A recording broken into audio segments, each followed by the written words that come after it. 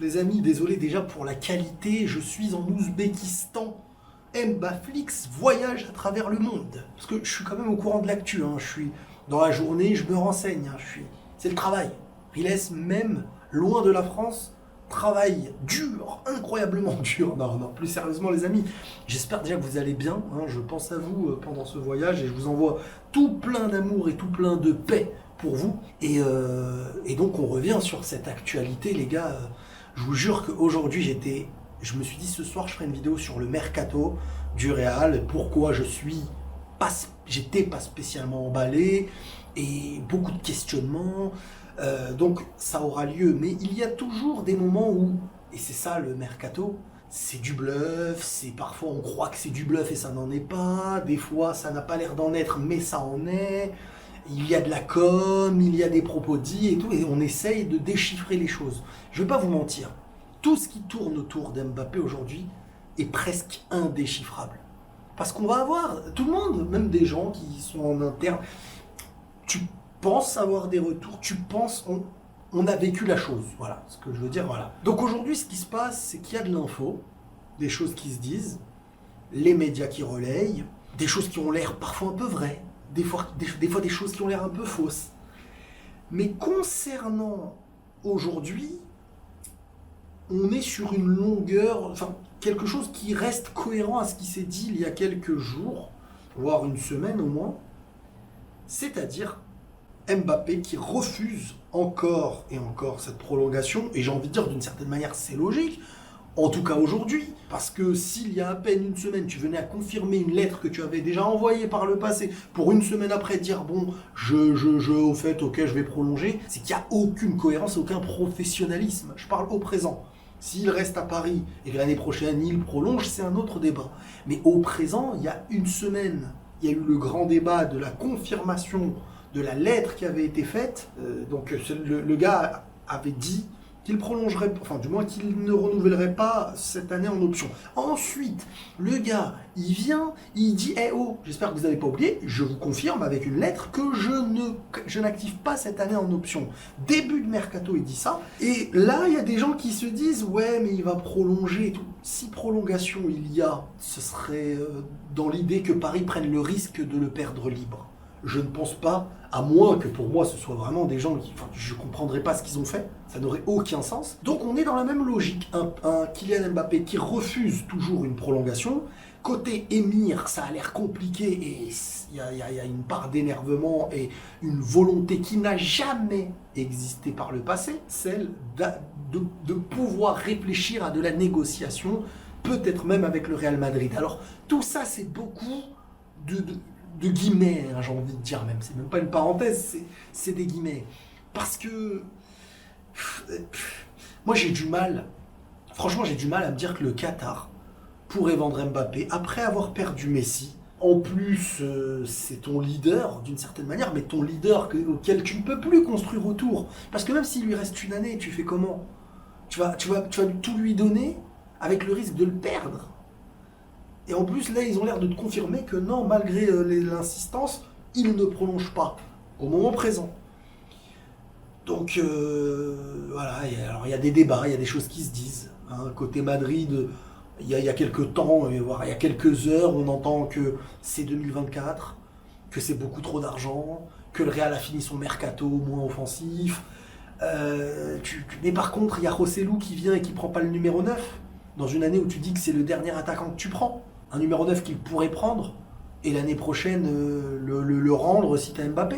Cette idée de se dire Mbappé on l'attend, moi je vous le dis, hein, si on en arrive à ce que ça ne se fasse pas cet été, et que le Real Madrid est dans l'attente avec, tu ne renouvelles pas l'attaque sans lui, que tu n'as que Rossellou, je souhaite presque que Mbappé mette encore un vent au Real pour peut-être enfin redevenir ce que le Real a toujours été, pas quelqu'un qui court aveuglément derrière, mais plutôt l'inverse, où c'est les autres qui courent derrière le Real. Vous savez, Jude Bellingham, j'ai eu des confirmations que c'est un gars qui a refusé 3 fois plus financièrement à City. Il recevait des appels de Pep Guardiola, des appels de Erling Haaland. Et le gars a dit que c'est pas une histoire d'argent. Lui, c'est du très très lourd, il faudra lui le faire entendre. Maintenant, ce qui se passe autour de Mbappé, moi j'en sais rien. Je vais pas vous mentir, hein, vous êtes beaucoup à me dire ah, mais peut-être que tu as des infos qu'on n'a pas. Franchement, non. Franchement, non. Je suis comme vous à attendre et à ne rien comprendre. Et j'ai même envie de vous dire qu'aujourd'hui, la com est tellement, depuis l'année dernière, rodée que ils peuvent faire sortir des choses qui seraient fausses et faire sortir des choses qui seraient vraies, que tu ne saurais pas ce qui est vrai et ce qui est faux.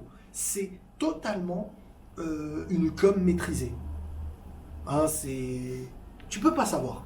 Tu peux pas savoir. Donc il y a quand même eu depuis le début des choses qui reviennent. Fabrizio Romano qui avait dit que le Qatar serait cette année prêt à le mettre en vente alors qu'ils n'ont jamais pu le faire, le mettre sur le marché des transferts. Est-ce que le fait que la Coupe du Monde soit passée, cette mise en avant n'est peut-être plus une priorité? Est-ce que le fait de racheter Manchester United fait aussi que, d'une certaine façon, les priorités maintenant ne sont plus les mêmes? Tu ne te raccroches plus aveuglément à un joueur. Peut-être que ça y est, tu vas construire différemment. Est-ce que ça va pas être le message si celui-ci s'en va en mode on ne vit plus autour d'un joueur, mais maintenant c'est tout le monde? Et est-ce qu'il prendrait le risque? Moi, connaissant les Qatar jusqu'à aujourd'hui, ils n'ont jamais montré un esprit capable de mettre Mbappé sur le marché. Pour moi, et je l'ai dit dans ma dernière vidéo, pour moi, hein, je pense encore, hein, même si des fois l'actualité a l'air de me faire mentir, et je me dis pourquoi pas, moi ça me dérange pas, au contraire, mais j'ai vraiment ce sentiment que les Qataris, à moins, encore une fois, la Coupe du Monde est finie et tout, que la mentalité a changé, que moi j'arrive pas encore à me dire que la mentalité a changé là-bas, mais pour moi, jusqu'à la dernière seconde, ils ne vont rien lâcher. Jusqu'à la dernière seconde, ils vont se risquer à le perdre libre. Alors après, bon, on m'a fait part de certains échos. Il y a même Cyril Hanouna, je crois, qui s'en mêle. De pourquoi Mbappé ne... Enfin, moi, on me l'a dit comme ça, mais bref, peu importe. C'est beaucoup de gens, même certains supporters parisiens, se disent ouais, mais il faudrait qu'il prolonge un peu pour faire casquer le Real et donner à Paris. Mais les gars, attendez, à un moment donné, vous savez que quand tu prolonges, tu n'es plus maître de ta décision. Donc il va faire confiance à un club qui, quand il a déjà demandé son départ par le passé, le club ne l'a pas laissé. Le club peut faire semblant en disant oui, on va te mettre sur le marché, mais aucune somme ne nous convient. À la fois, tu te mets dans une position où tu dis on l'a mis sur le marché, maintenant il faut donner la somme. Mbappé, il vaut 300 millions, imaginons ils disent ça. Qui va mettre 300 millions? Qui va mettre 300 millions plus le salaire, plus le... Donc, peut-être que la réaction, c'est par orgueil en disant maintenant, on va pas faire... La nouvelle com, c'est de ne pas dire on le garde à tout prix et de lui dire ok, tu vas être sur le marché. Mais qui va donner la somme que nous, on réclame?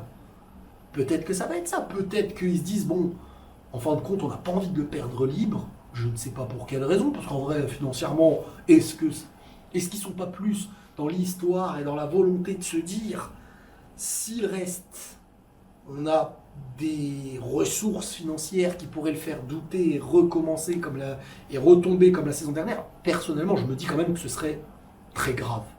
Un gars qui parle avec Florentino Pérez, qui sont comme ça, qui renouent bien, refaire une crasse, ce serait une dinguerie. Mais moi, si j'étais Florentino Pérez, je lui dirais, montre-moi à tout prix, maintenant, que tu veux t'en aller, que tu veux nous rejoindre. Parce que moi, je ne vais pas prendre le risque qu'on te retourne la tête une seconde fois. Mais j'ai l'impression que... Alors, soit il sait exactement ce qu'il fait, Florentino Pérez et Mbappé, soit ils savent, le jeu est totalement maîtrisé de leur part, soit Mbappé, dans sa bulle, et il prend ce qu'il arrange, c'est humain, c'est le monde du travail, c'est normal, soit Florentino Pérez, je ne vais pas dire est insouciant, mais prend des risques énormes en se disant cette année on recrutera pas, on gardera. Mais dans un autre sens, une volonté aussi. Moi je vous ai dit, c'est quand même bizarre que publiquement, tu puisses dire à ton public, parce que c'est ce qu'il dit aux fans, oui, limite on recrutera rien, entre guillemets, après Rosselló. Je veux dire, il connaît le Real mieux que quiconque. Il sait que Rosselló, c'est pas un titulaire. Tu vas risquer une saison. À la rigueur, tu pourrais dire on prend pas Mbappé cette année, mais on va prendre, je sais pas, imaginons Firmino, j'en sais rien. Tu vois, déjà je serais déçu. Mais tu vois, tu te dis, là ça va dans le sens d'attendre Mbappé l'année prochaine. Mais juste Rosselló. Le numéro 9, c'est le seul numéro libre. La com, Mbappé à tout prix, je reste 2024-2024. Lui aussi, ce sera l'année prochaine, 2024. Est-ce que c'est pas un moyen aussi de dire qu'ils ne sont pas dos au mur, qu'ils ne sont pas esclaves du marché, et qu'en fin de compte, voilà, nous c'est bon, c'est fini, et que et du côté parisien, en fait, ils se disent, bah, en fin de compte, on ne pourra pas le tenir en chantage, comme par exemple le président de Tottenham qui aurait peut-être pu tenir Florentino Pérez avec le jeu de la carotte, en disant, bon, il est dos au mur.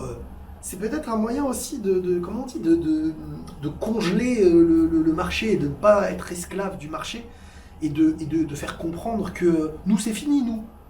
Et en interne, tu vois, tu te dis, celui avec qui tu négocies se dit, bon, il n'est pas dans le désespoir de prendre notre joueur à tout prix, donc on va lui faire hyper cher.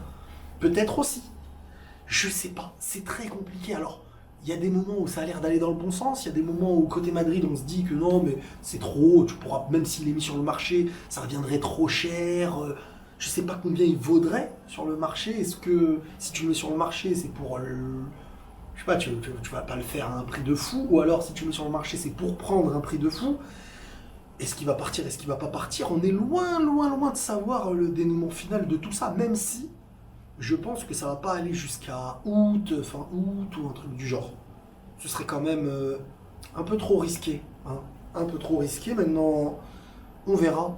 On verra côté les infos, ce qui se dit, c'est que moi je lis des trucs. L'émir du Qatar est prêt à laisser partir Kylian Mbappé. Le propriétaire du PSG a lancé un ultimatum. Soit Kylian Mbappé prolonge avant la reprise de l'entraînement, soit il sera vendu. Et cette chose-là, elle revient depuis le début.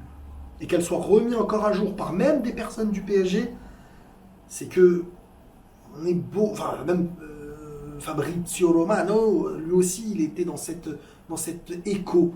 Donc c'est quand même l'émir est prêt à vendre le joueur à Florentino Pérez. Je vous dis les gars que là je suis vraiment dans une attente. Je peux même pas vous dire une tendance en fait. Là ils sont forts, hein, ils sont forts.